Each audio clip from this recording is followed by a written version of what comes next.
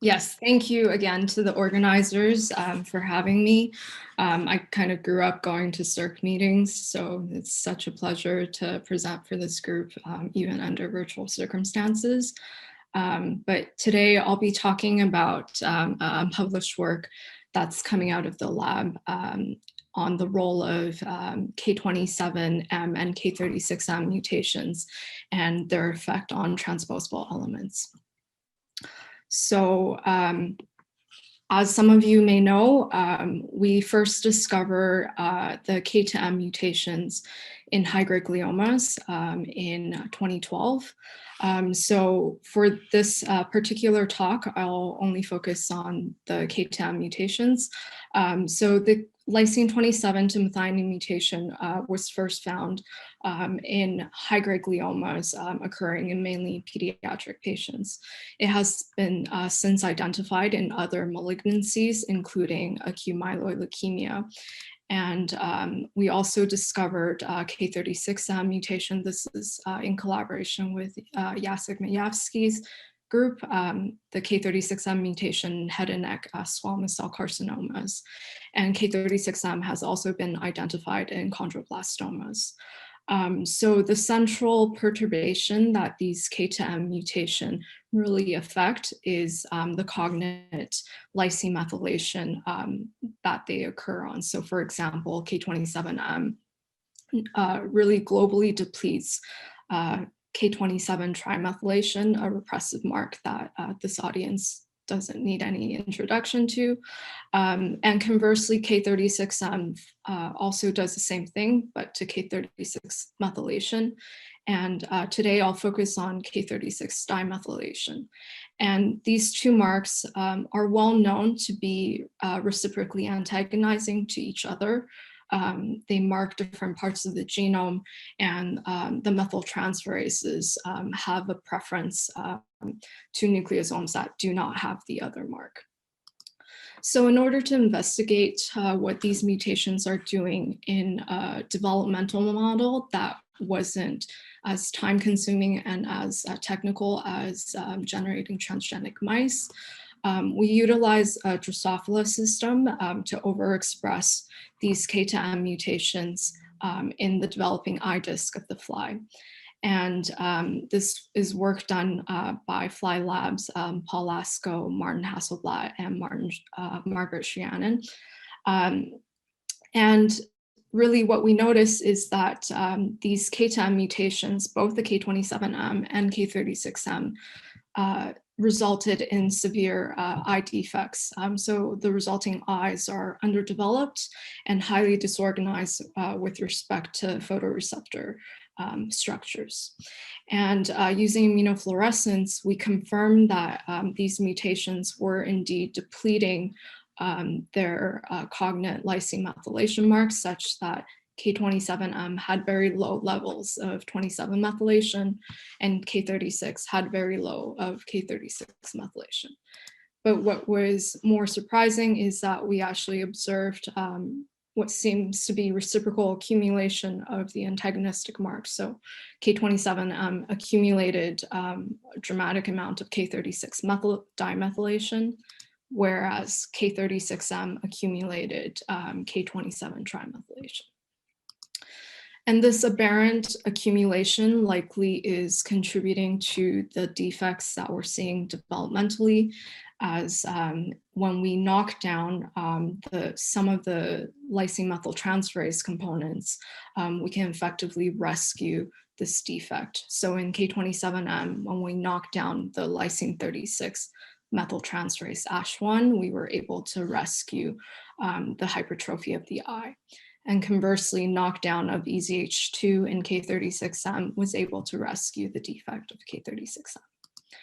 And this seems to be somewhat specific to individual players of the catalytic machinery, as we also try knocking down other K36 methyltransferases, including SETD2, which deposits trimethylation. We saw no rescue.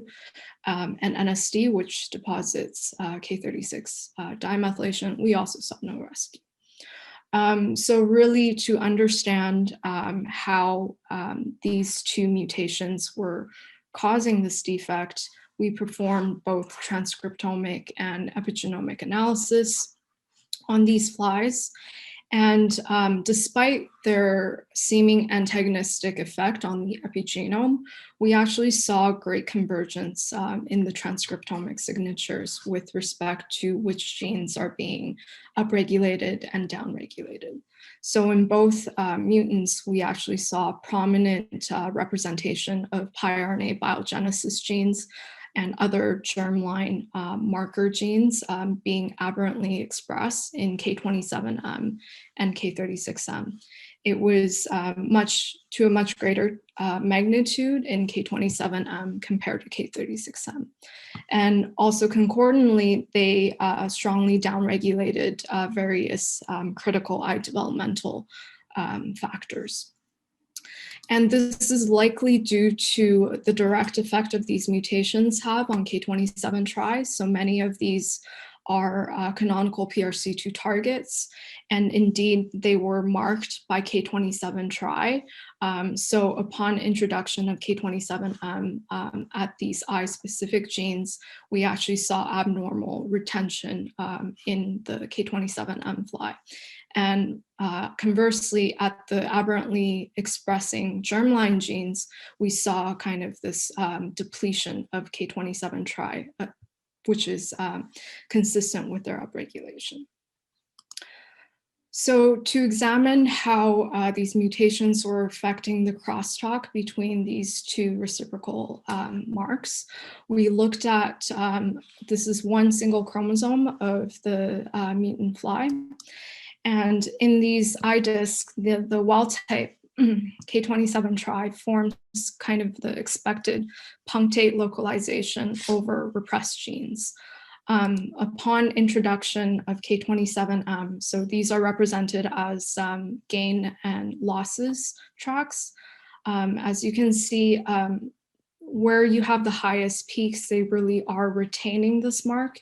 And where we're seeing kind of this global depletion is mostly in the flanking regions. So this is consistent with the lack of spreading that we had seen in glioma cells. And for K36M, it's kind of the opposite trend in which we actually saw a number of these canonical domains losing K27 tri, but instead gaining it in the flanks. So this would be similar to what was previously seen in that K36M really allows K27 tri to propagate unchecked into flanking regions at the expense of canonical sites. And when we looked at K36 dimethylation, what was consistent with previous literature is that this mark was known to mark euchromatin, so regions of the genome in which there was transcription. So indeed, we saw that along the chromosomal arm. However, most of the signal that we saw was actually over gene poor regions that are near the centromeres. So these paracentromeric regions rather tend to be rich in transposable elements, both retrotransposons and DNA transposons, and they actually in-house the piRNA clusters themselves. Now, upon introduction of K27M or K36M, what we saw on K36 di was really quite dramatic in that there was this kind of broad depletion of this paracentromeric signal, but instead it seemed to accumulate in genic areas along the rest of the chromosomal arm. And this loss of K36 di was concurrent with specific TE embedded in these regions being transcriptionally activated in our mutants. And just to convince you that this is going on in other chromosomes, so this is now the line plot depicting the change of K36 methylation with respect to transposable element density. What we saw was that really there was this dramatic depletion of K36 di precisely at where there's very high levels of transposable elements. In the Drosophila, in this case, is near the centromeres. And this was the case for most autosomes and the X chromosome, with the exception of chromosome 4. So in all autosomes, the K36M actually showed a more modest effect compared to K27M. However, when we got to the smallest chromosome, which was also the most repeat dense, we saw K36M had drastically depleted K36 dye over the entire chromosome 4, which also is consistent with the density of repeat along this chromosome. Altogether, both mutations essentially lose K36 dimethylation over class 1 and class 2 repeats, and instead is gaining this mark in highly transcribing genes. And this is the transcriptome with respect to only repeat element, so volcano plots of RNA-seq reads, with each dot being an individual repetitive element being separated into LTRs and lines. So we did see some upregulation of LTR elements in K27M, but this was somewhat dwarfed by what we saw with K36M, in which many more elements and to a greater extent, they were being upregulated. And generally for both mutations, we saw prominent overrepresentation of gypsy LTR families being upregulated in these flies. So our model for what's going on, at least in the Drosophila system, is that these two modifications are essential for providing transcriptional repression. For K27 tri, it's these developmental genes are regulated by PRC2. Whereas for K36 dye, we know that now it marks repressed TEs. And upon K27M introduction, you have this basic contraction of K27 tri, which then compromises the silencing of other tissue specifying factors. So that's why we see very strong upregulation of germ cell genes. And conversely, in a response to this contraction, K36 dye essentially redistributes away from its canonical location at TEs. And as a result, we see somewhat of a T expression. In K36M, this is the epigenomic signature is reversed. So you have K36 dye loss at TEs, resulting in robust expression. The K27 tri then propagates inappropriately beyond its point and essentially dilutes this repressive mark at the canonical sites of germ cell genes. Now, this upregulation of transposable element surveillance mechanism is somewhat reminiscent to what we had previously seen with K27M upregulating interferon factors. So whether this is also playing a secondary role in regulating these TEs is something that needs to be determined.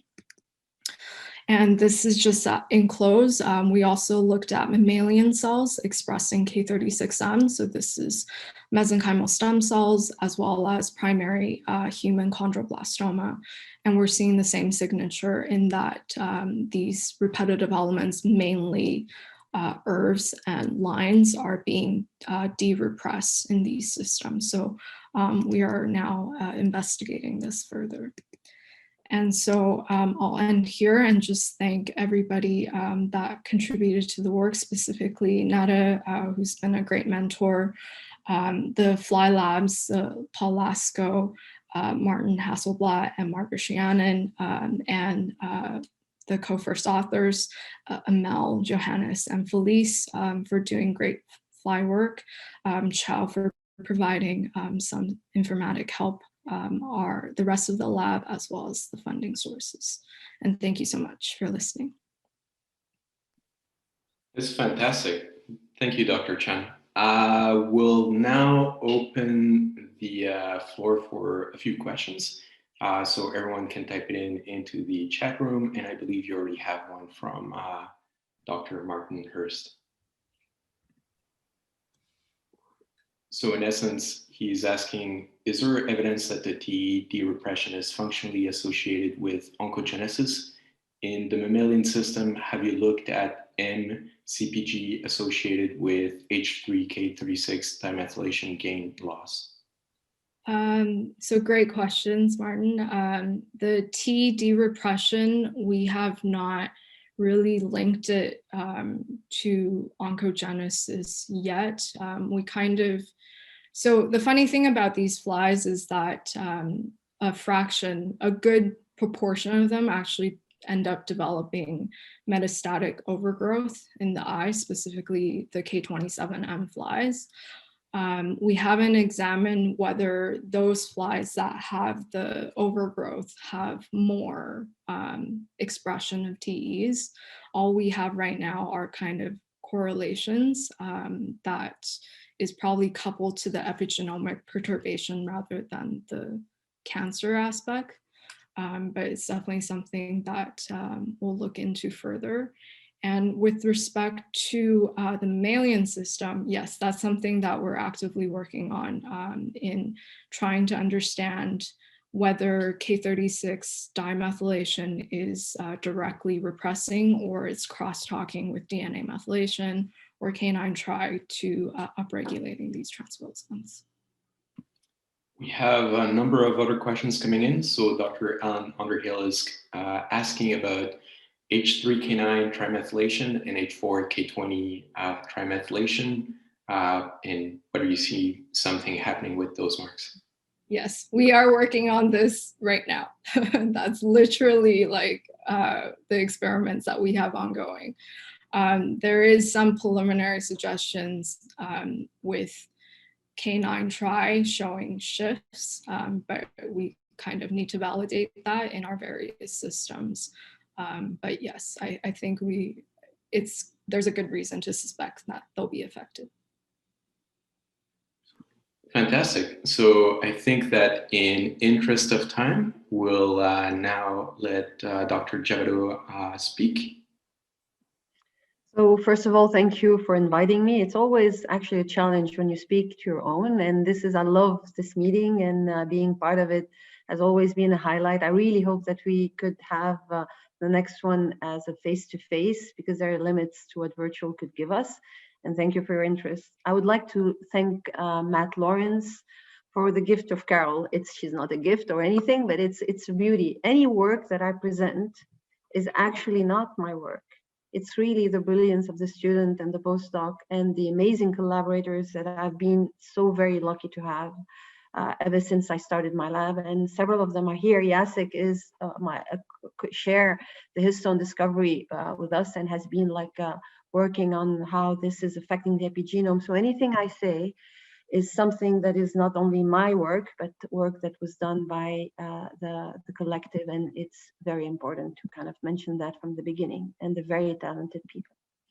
So I'm going to speak to you about a story that just got published in Cell recently. We spoke about the K27M. I could bore you to death about K27M and how it goes, but I chose that, we have nothing yet very much about how the G34 mutation work, even though we're understanding them better. And maybe I would share with you some of the insight that we are getting.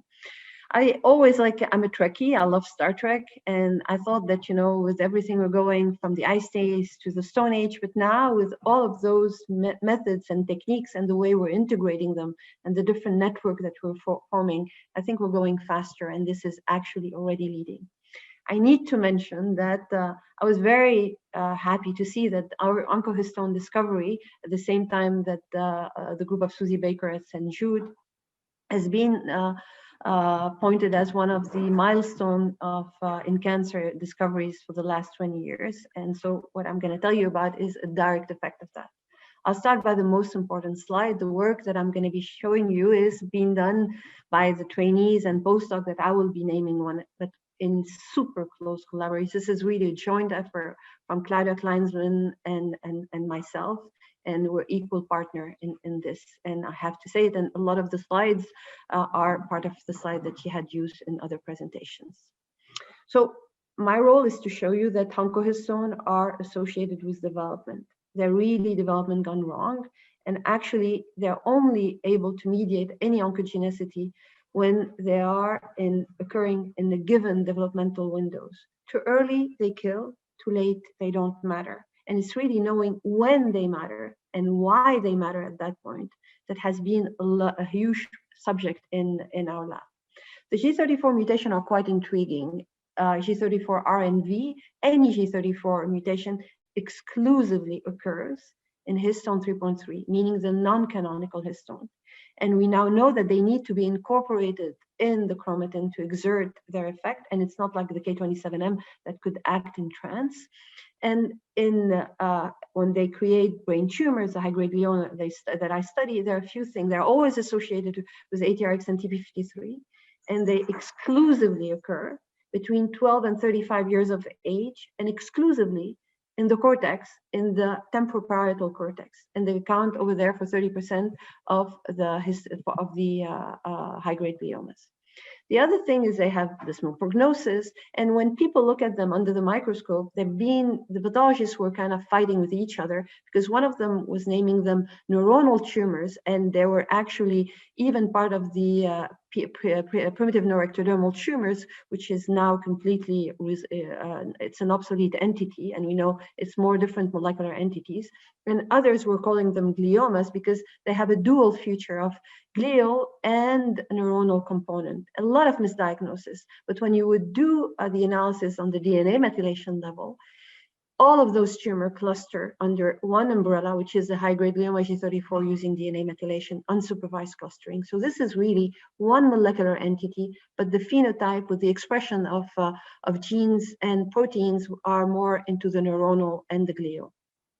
And maybe the way we look at it, and this is a slide I took from Claudia because I think it tells you, when you have a big thing, you only look at the thing in front of you and you have a narrow vision. So you see, instead of seeing the elephant, and Jacek also uses this comparison, you could see a spear, a wall, a tree, and it's actually when you start looking at everything that you make sense. And this is what I love about this story, is how when we collected all of the relevant information, I think we made a major dent in this glioma. So started with Carol, and Carol is stubborn, and I love this because she came to me and said, you know, there are more PDGFR alpha mutation in G34 tumors. And I said, no, it's known. And she said, no. There are a lot more. And then in our own data set, she showed me that about 60 to 70% of the G34 tumors had PDGFR alpha mutation, which was something that really nobody had ever guessed. And then this is where we kind of contacted our collaborators, looked at, and Carol did a huge work at looking at published data sets, and we acquired additional data sets. And on 96 samples, we showed exquisitely that the PDGFR alpha mutation are present at 50% at initial diagnosis, 50% in the total cohort, but actually at 80% at tumor recurrence. And if you look at the other glioma entities that either have histone, IDH, or are wild type or any epigenetic driver, look at the percentage of PDGFR alpha mutation, super low. PDGFR alpha is known to be amplified, sometimes overexpressed, and in IDH, there is actually a big TAD that was shown by the group of Bradley Bernstein that leads to overexpression. But those mutations were really something that was quite striking in the G34 entity. And the other thing is that those mutations were occurring mainly in the extracellular domain and not in the kinase domain and as another entity. And some of these mutations were seen exclusively in brain tumors. And when we looked at expression of the gene itself, we saw that really when it was mutated in G34, it had the highest expression, but even the wild type tumor had a higher level of PDGFR alpha expression compared to IDH or the K27M mutant or the wild type entities.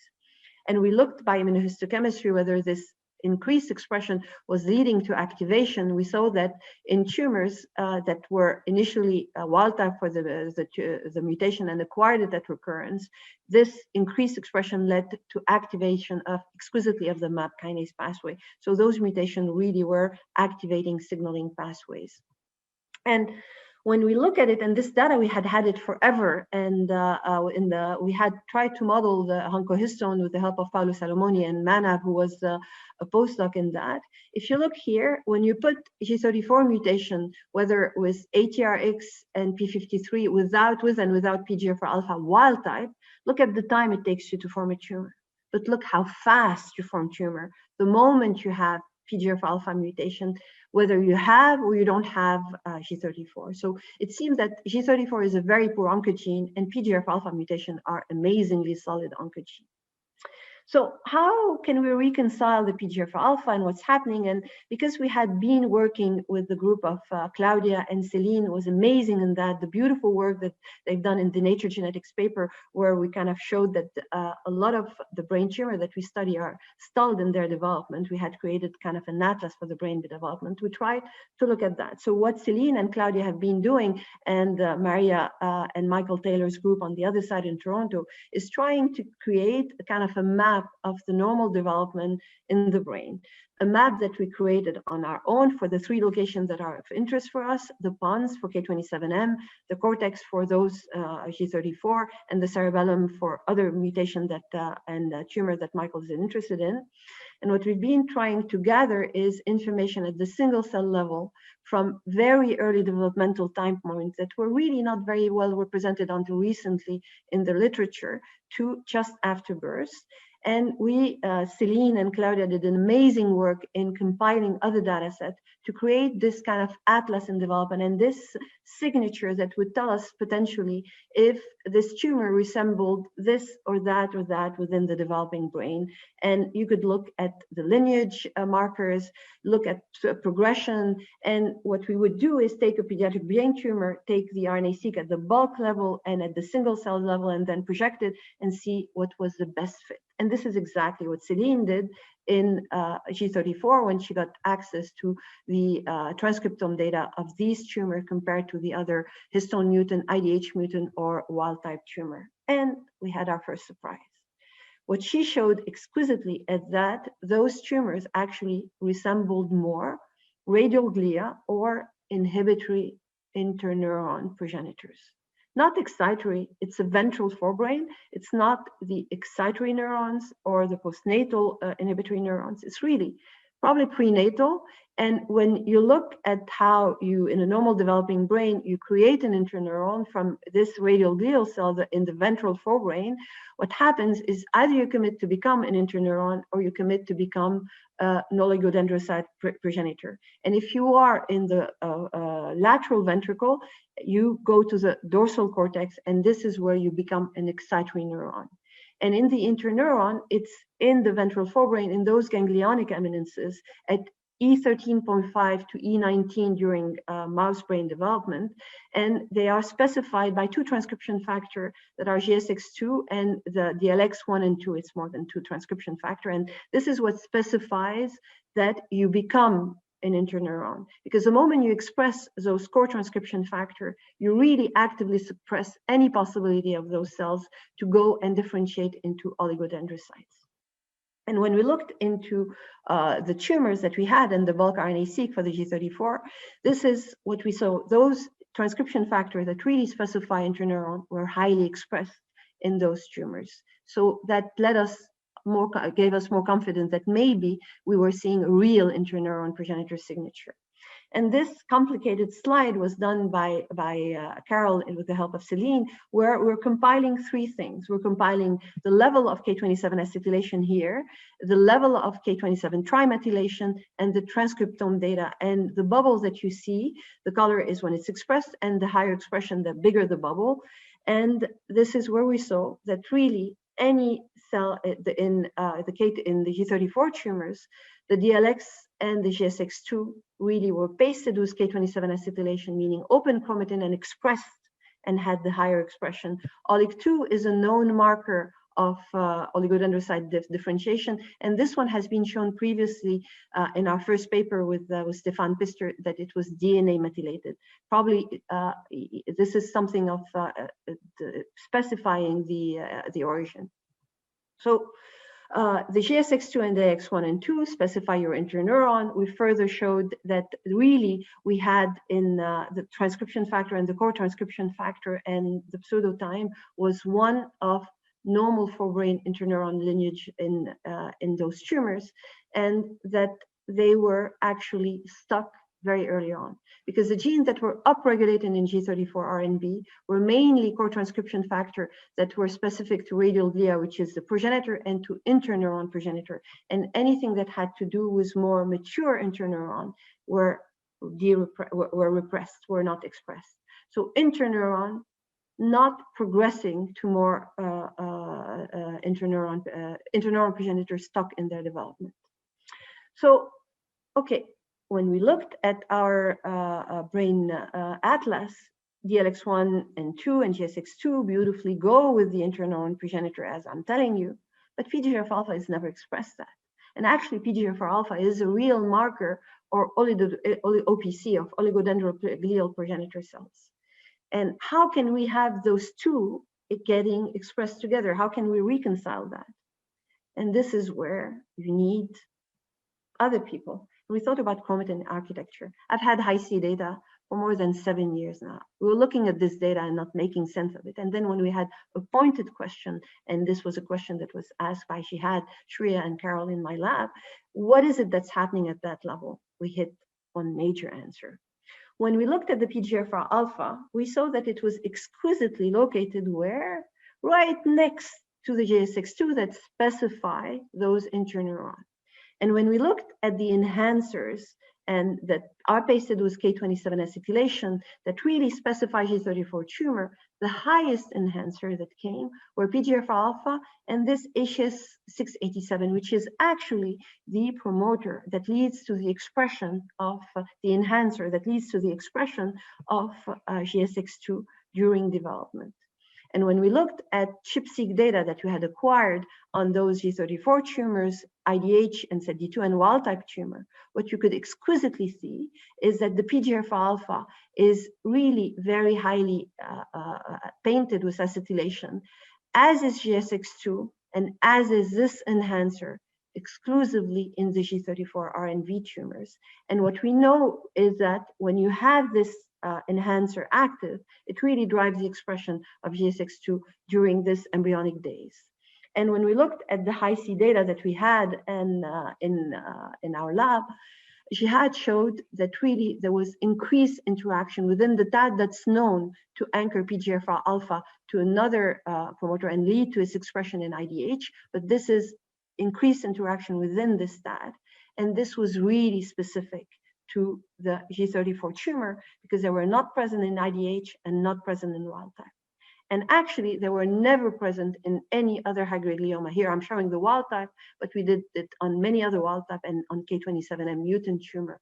And even in IDH tumor, you don't have this increased interaction here as you have in the G34. So are they really specific to G34? Or this is something that you could see during normal development at the time you want to create interneuron. And this is where we went and we acquired data set on embryonic stem cell and we dissected, because they weren't available, ganglionic eminences at E13.5 and cortex at E13.5. And what we could exquisitely show is that those interactions were really present in ganglionic eminences. But the beauty is, this is where you need your marks to silence and open. If you are an embryonic stem cell, what you had is those to look at the promoter of PDGFR alpha, GSX2, and this enhancer that drives the expression of GSX2. They are all trimethylated for lysine 27, and they are pasted for some with the lysine 4 Me3, no acetylation. So they are bivalent and silent. In the cortex, they are the PDGFR alpha gets a little bit of acetylation, but GSX2, you don't need it in the adult cortex. It's completely silent. And in the ganglionic eminences, because you don't need PDGFR alpha, you still have a huge amount of K27 Me3 and K4 Me3. It's silence, where your GSX2 gets a lot of acetylation and you have the enhancer that leads to that gets it. So what I'm saying is that you have this confirmation in embryonic stem cell. You have genes that are poised for expression just at the time you would need it. in the cortex, embryonic cortex, it's a dorsal cortex, you don't need GSX2. So those interactions are loosened and are going away. And in the ganglionic eminences, because you want to express GSX2, you get it expressed, but PGF alpha is not needed. It's actually needed for OPCs, and you're not generating OPC. It remains bivalently silenced. And what we think is happening is that this G34 mutation, through some riffraff in the epigenome, is making the PGFR alpha loses the K27ME3, and we have yet to show it, and get acetylated. At the very least, it gets acetylated and it gets expressed. And more to that, this is showing example for two other wild type where you don't have those interactions. The moment you get a mutation in PGFR alpha, there seem to be an addiction, because those interaction, this is a mutant cell line and this is a wild type cell line for PGFR alpha. You have increased in those interactions as if you're reinforcing and you're enhancing the phenotype. Véronique Lizy, who was co-supervised by Claudia and me, did the single cell analysis on the PGFR, on the G34 mutant tumor that we acquired. This is a complicated data set. We had about 19 samples of primary tumors. And what we could see when we put them in wild type and in mutant, you could see that in the PGFR alpha wild type, you had a lot of neuronal gene signature and to some extent astrocytic signature, and that in the PGFR alpha mutant, the astrocytic signature was even higher. And this is showing it differently in this radar plot that she generated. You have a lot of neuron, a lot of astrocytes, zero oligodendrocyte, and this is really the difference between the others.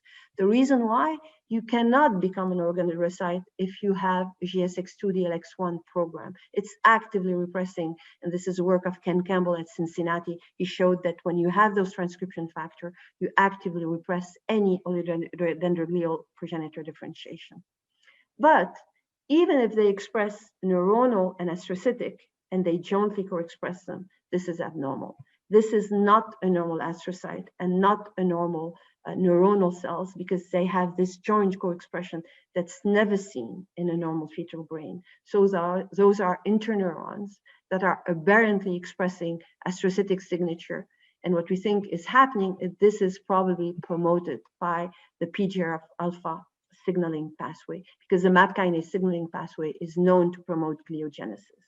And we could see that further whenever we collected data from a wild type and a mutant. The moment you had a mutation at recurrence, your astrocytic lineage expanded to no end. And this effect is really sweeping, because it's really, you become also clone and you don't need anything else. The PGF alpha mutation are really dominant. And even if when they only occur at recurrence, they drive the tumor and the very large majority of the tumor. And the G34 is a pitiful oncogene, actually, because when we CRISPR it out, we could really never get, it's in contrast to K27M, it didn't at all affect tumor formation in the mouse model that we used. So our story is as is. We think that G34 tumors are not glial in origin. They're interneuron progenitors that occur either before birth or just after birth in the subventricular zone, because in the subventricular zone, you have also this population of interneuron progenitors. They co-opt PGFR alpha through this interaction, 3D interaction, and gets it expressed. They become addicted to it. It becomes mutated. And this is what drives actually the increased oncogenesis. We have a patient that was identified in 2007 and died in 2012. Initially had no PGF alpha mutation. And it actually shows that this is really slow growing. It's only when you acquire other things, this oncogene PGFR alpha, that you become more prone to develop more rapidly growing tumors. And the interneuron that are bad, that are completely stalled in their development by this G34 mutation, can then become tumors. This is there is a clear link between development and brain tumors. And what stall development is for me, something, a recurrent event, whether it's in ETMRs, whether it's in the K27M mutation, I call them the Peter Pan syndrome, because they've grown up to a time, they cannot go back, but they cannot go forward. And this is what's actually creating the main oncogenic pathway. And this is why maybe there's only a very permissive, narrow window in development where they can occur, thanks God. This is why they're rare, but this is why they're also so deadly. And this work was done with the collaboration of the people that I named and the amazing collaboration that I have with Claudia's group. This is a real partnership, and with the other people that helped, Albert Berghaus at McGill, with Angelia, helped model those PDGFR alpha mutation. Paulo's group helped us model the in the mouse. Michael has been an amazing source of information and resources, and collaborator at the Dana-Farber that provided samples and expertise as elsewhere. And of course, the different partners that we have through the iChange consortium and the funding that we have, and lucky to be able to do this work with. Thank you very much for your attention. This is fantastic. Thank you very much. So we'll again open the floor to questions, and I think some are already coming in. So we have a question in the G34RV non-PDGFR alpha tumors. Yes, it is actually continuing to, and actually we see increase in PDGFR alpha expression across the board. There are a few samples where we have nothing, and we need to kind of go after that. But it's actually bleeding and increasing the expression of PDGFR alpha wild type. All right. Maybe I'll ask a question while other people are typing their questions in. So you suspect that there is removal of K27 methylation over the promoter region. Can you speculate on how that switch occurs from methylation to acetylation? So for the sake of time, I didn't bring in what our work. We have another paper in Cancer Discovery, this time on the G34W mutation. I can tell you that we dissected to no end because we were able to kind of work. This is the only mutation that occur in a giant cell tumor of the bone, so it's easy to dissect the effect. And what we see is that even though the effect is in cis, meaning what happens when you have a G34 mutation, it impacts on the trimethylation of the lysine 36 that's downstream. This is work that was shown by Peter Lewis very exquisitely on mononucleosomes. When you have G34, whatever mutation they have, it decreases the trimethylation of K36. When it decreases the methylation, it's not that it stays like this. You know that those neighboring marks are very opposing. So you have K27ME3 that comes and takes over. And when it takes over, it shuts down. When it shuts down, it actually goes away from other areas. So we also have, even if it's a slow, very slow happening, a dilution of PRC2 from its sites. And I'm presuming, because we have yet to show it, that this is what's happening at the level of PDGFR alpha, that there are like some of those changes. And because it's a natural oncogene, it is the oncogene you don't want expressed. And this is why with time, especially if in the right context, it is going to have this promoter open and increase it, but we have yet to show it. This is what I'm speculating. Interesting. So we have a question on SETD2 mutant tumors and correlations with it. So what I think, and I should have put it, I think that the cortex, the hemispheres, are a problem of lysine 36. That getting trimethylated. So SETD2, as everybody knows here, that is the only lysine 36 trimethyltransferase. And what is quite interesting is, and this is work that was done in collaboration with Jacek, that was published some time ago by our groups. Those mutations, the SETD2 mutation, are mutually exclusive with the G34. So we think that they are honing in to the same effect. And I think it's the same type of mechanism. We have yet to kind of see it. So one more question from Dr. Martin Hurst. So regarding the PDGFRA, is it overexpression associated with developmental block through chromatin remodeling, but mutation with progression? So this is where I think the G34, the PDGFR alpha doesn't do anything about chromatin remodeling. I don't think so. I think it is really the major, it's like the, when you have a small fire and you put oil and it kind of bursts. I think this is the oil that you put on the small fire, that the G34 mutation. Those G34 mutations are really, really, really super weak oncogenes. You could, it takes forever. Now that we know that they are occurring in the ventral forebrain, we're able to kind of generate tumors better, but they always need to be associated with ATRX and TP53. And I'm betting you the role of ATRX is multiple in these issues because they really seem to need it. And even with that, they slowly. And it's only when you put PGFR alpha that you have this expansion, because probably they're able to better cycle. And as if you're glial cells, you're more prone to cycling than if you're an interneuron. So we have a question from Steve Bilodeau. He's asking if stalling development is a step towards cancer. It means mutation in cell type specific transcription factors driving differentiation should be associated with cancer. Is this the case? So I don't know if they should be associated with cancer. It's a big question. What I can tell you is that histone mutation are associated with poor development. And there is a paper that was just got published. And a lot of those readers and writers on this histones are associated with a lot of neurodevelopmental defects. So really the brain is an area where this epigenome and those 2 marks and maybe more marks, probably way more marks, are quite crucial in maintaining the pool, the diversity, and when something wrong happens, it's very hard.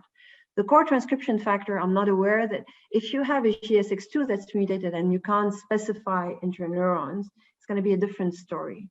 So I don't think that they could by themselves mediate this, but I may be wrong. So why, and Jacek has a question that I'm asking myself all the time.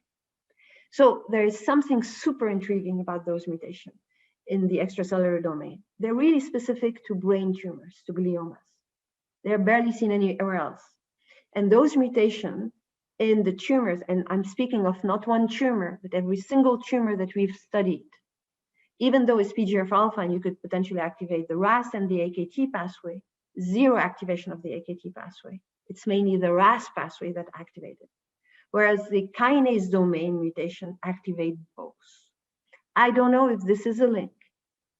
I don't know if it is something that is there something else, but we're really struggling to model them and to understand what they're doing. We're doing in the mouse model that we're generating for those tumor, we're putting the kinase domain mutation versus 1, 2 of the extracellular versus a wild type in combination to G34-2C. And we're also looking in HEC293 and other kind of cell models that are easy to use. What is their specific effect?